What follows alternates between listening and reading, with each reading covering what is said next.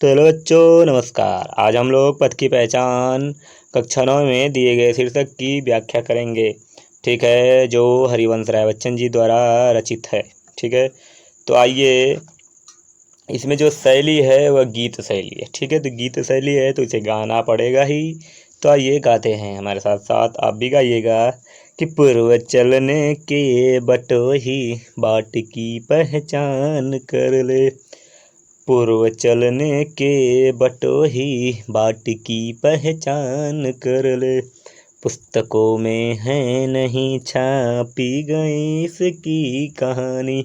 आप लोग भी गाइएगा। पुस्तकों में है नहीं छापी गई इसकी कहानी, हाल इसका ज्ञात होता है नयारों की जबानी। अनगिनत राही गए इस राह से उनका पता क्या, पर गए कुछ लोग इस पर छोड़ पैरों की निशानी। ये निशानी मूक होकर भी बहुत कुछ बोलती है, खोल इसका अर्थ पंथी पंथ का अनुमान कर ले। पूर्व चलने के बटोही बाट की पहचान कर ले। पूर्व चलने के बटोही बाट की पहचान कर ले। ठीक है, तो इसका संदर्भ जान जाइए कि प्रस्तुत पद्य पंक्तियाँ हरिवंश राय बच्चन जी द्वारा रचित पथ की पहचान नामक शीर्षक से उद्धृत है। ठीक है, प्रसंग है कि इसमें कवि कहते हैं कि कोई भी कार्य सोच विचार कर करना चाहिए। लक्ष्य चुन लेने के बाद उस पर काम की कठिनाइयों से घबराना नहीं चाहिए।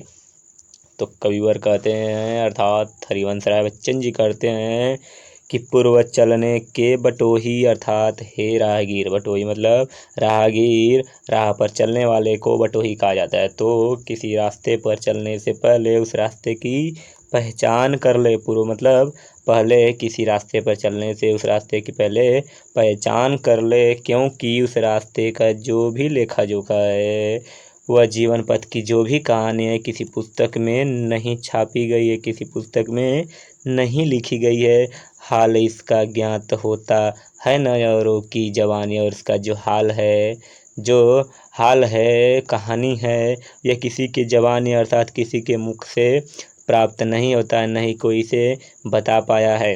ठीक है, इस पर अनगिनत राही गए हैं। अनगिनत अर्थात जो अगणित हो, जिनका कोई गणना न कह गए, ऐसे बहुत सारे राहगीर गए हैं जो पैदा हुए और मर गए हैं, उसकी गणना नहीं की जा सकती, उनका कोई पता नहीं चला आज तक।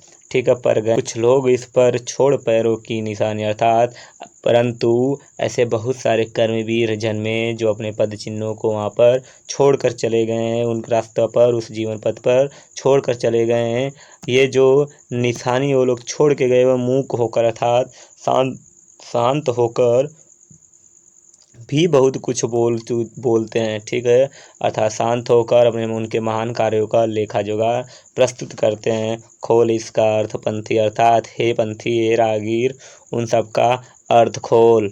ठीक है, उन सब का सोच विचार को समझ और आज से अपने पंथ का अनुमान कर ले। उस कार्य को, उस सफलता को पाने के लिए उस कार्य में जुट जाओ। ठीक है, पूर्व चलने से बटोही बाट की पहचान कर ले, अर्थात उस रास्ते पर चलने के लिए हे बटोही, उससे पहले रास्ते की पहचान कर ले। आगे है कि यह बुरा है या कि अच्छा, व्यर्थ दिन इस पर बिताना। अब यह संभव छोड़ या पथ दूसरे पर पग बढ़ाना। तो इसे अच्छा समझ, यात्रा सरल इससे बनेगी। सोच मत केवल तुझे ही अपना मन में बिठाना, हर सफल पंथी यही विश्वास इस पर बढ़ा है। तो इसी पर आज अपने चित्त का अवधान कर ले। पूर्व चलने के बटोही बाट की पहचान कर ले। कवि कहते हैं कि यह बुरा है या अच्छा है। ठीक है, इस सोच विचार में व्यर्थ अपना दिन मत बिताओ। व्यर्थ अपना दिन नहीं बिताना चाहिए। अब असंभव अर्थात अब मत सोच कि यह जो हमारा लक्ष्य है, जो जीवन पथ का रास्ता है, यह असंभव है। ठीक है, यह मत सोचना और ये सोचकर इस पथ को छोड़ना मत कि दूसरे पर पग बढ़ाना, ऐसा मत सोच के छोड़ देना और दूसरे पर पग बढ़ाना। तू इसे अच्छा समझ, तू इसे अच्छा समझेगा तो इसका यात्रा जो है वह सरल बनेगी, आसान हो जाएगी। सोच मत केवल, ठीक है, ऐसा मत सोच कि यह केवल तुम्हारे मन में ही ऐसा विचार आया, नहीं, उस पर जो भी राहगीर गए, जो भी पथिक गए, उन सब में ऐसा मन में विचार आया है। ठीक है, यह सबको मन में बिठाना पड़ा है, लेकिन अब उस पर जो पंथी गए, जो सफल हुए, वह यही विश्वास लेकर आगे बढ़ गए हैं कि आज अपने वह विश्वास लेके बढ़े हैं तो भी आज अपने मन का अवधान, अपने चित्त का अवधान कर ले तो पूर्व चलने के बटोही बाट की पहचान कर ले। अर्थात उस रास्ते पर या जो भी लक्ष्य की प्राप्ति है का पथ है, उस पर चलने से पहले उसका पहचान कर ले। ठीक है, आगे है अनिश्चित किस जगह पर सरित गिरि गह्वर मिलेंगे। है अनिश्चित किस जगह पर सरित गिरि गह्वर मिलेंगे। है अनिश्चित किस जगह पर बागबन सुंदर मिलेंगे। किस जगह यात्रा खत्म हो जाएगी यह भी अनिश्चित है। अनिश्चित कब सुमन कब कंटकों के शर मिलेंगे। कौन सहसा छूट जाएंगे मिलेंगे कौन सहसा। आपने कुछ भी रुकेगा तू न सियान कर ले। पूर्व चलने के बटोही बाट की पहचान कर ले। पूर्व चलने के बटोही बाट की पहचान कर ले। कवि आगे कहते हैं कि इस रास्ते पर चल रहे हो, जीवन पथ के मुसाफिर अगर इस मार्ग पे चल रहे हो तो कोई अनिश्चित नहीं है कब कौन सी चीज़ मिल जाए, अर्थात कब आपको सरित अर्थात नदी मिल जाए, कभी गिरि अर्थात पर्वत मिल जाए, कब कभी बड़ी बड़ी गुफाएं मिलेंगी, यह अनिश्चित नहीं है। यह भी अनिश्चित नहीं है कि किस जगह पर सुंदर सुंदर बाग और सुंदर सुंदर फूल खिलते हुए मिल जाएंगे। ठीक है, और किस जगह पर यात्रा खत्म हो जाएगी, यह भी अनिश्चित नहीं है। ठीक है अनिश्चित कब सुमन कब कंटकों के शर मिलेंगे, यह भी अनिश्चित नहीं है कि कब सुमन अर्थात कब फूल खिले हुए फूल और कब कंटकों के शर मिलेंगे। ठीक है, सहसा अचानक से कौन छूट जाएगा और कौन मिलेगा, यह भी कोई अनिश्चित नहीं है। अब तू एक ऐसी आन कर ले, तू एक ऐसी प्रण कर ले कि कुछ भी हो जाए उस पथ पर लेकिन तू रुकेगा नहीं, ऐसा प्रण कर ले। हे बटोई, चलने से पहले उस बाट की पहचान कर ले। पूर्व चलने के बटोई बाट की पहचान कर ले। आगे है कि कौन कहता है कि स्वप्नों को न आने दे हृदय में। कौन कहता है कि स्वप्नों को न आने दे हृदय में। देखते हैं सब इन्हें अपने समय में। और तू कर यत्न भी तो मिल नहीं सकती सफलता।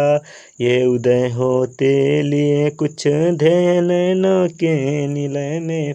किंतु जग के पंथ पर यदि स्वप्न दो तो सत्य दोषो। स्वप्न पर ही मुग्ध मत हो, सत्य का भी ज्ञान कर ले। पूर्व चलने के बटोही बाट की पहचान कर ले।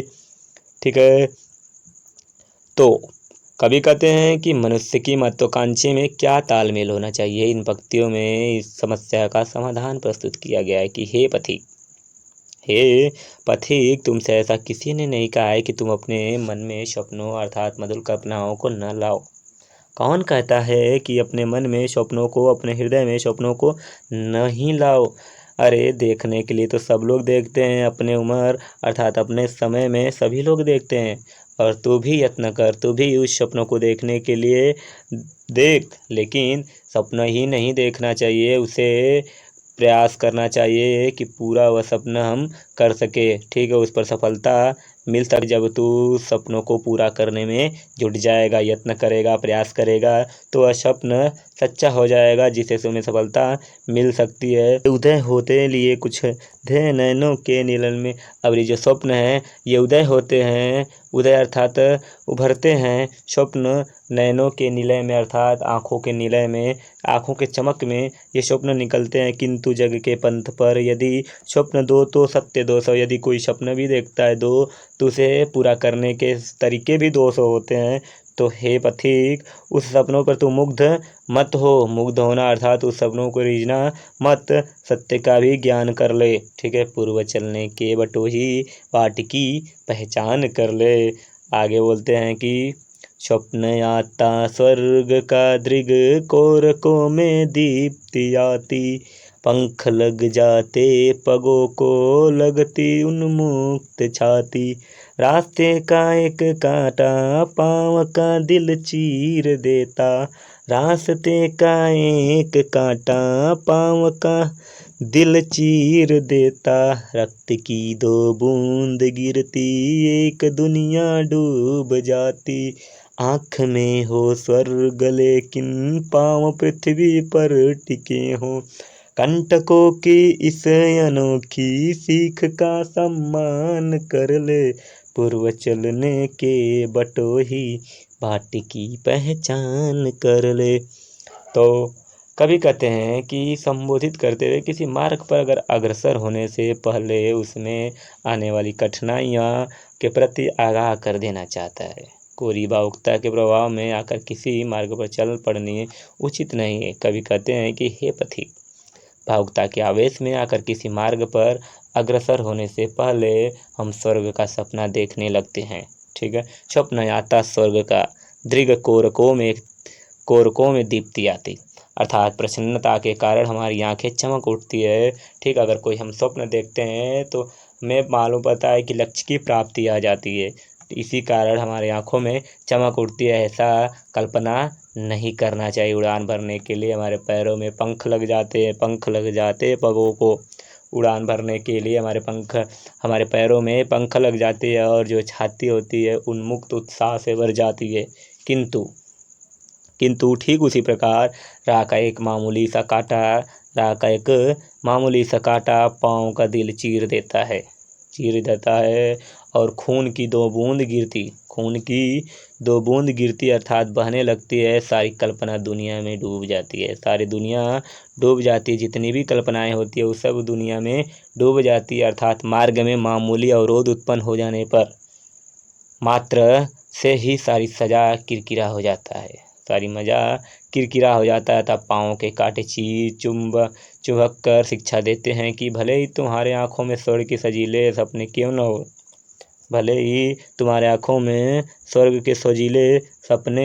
क्यों न हो, किंतु तुम्हें अपने पैरों को पृथ्वी पर ही सुरक्षित ठिकाना होता है। ठीक है, अर्थात मस्तिष्क में भले ही कल्पना ऊंची उड़ान क्यों न करे, किंतु व्यवहारिक जगत की उपयोगिता कदापि नहीं भूलनी चाहिए। हमें पथ के चुभे कांटों की शिक्षा का सदैव सम्मान करना चाहिए। हे पथिक, हे राहगीर, किसी भी रास्ते पर चलने से पहले उस राह की पहचान कर लेनी चाहिए। ठीक है, तो इसका जो काव्यगत सौंदर्य जान जाइए कि जो भाषा है वह प्रभावशाली और खड़ी बोली है। जो भाषा है वो प्रभावशाली और खड़ी बोली और ओजपूर्ण है। ठीक है, अलंकार कहीं कहीं रूपक और अनुप्रास है। ठीक है, रस शांत है, गुण प्रसाद है। ठीक है, तो धन्यवाद, चलते हैं आगे।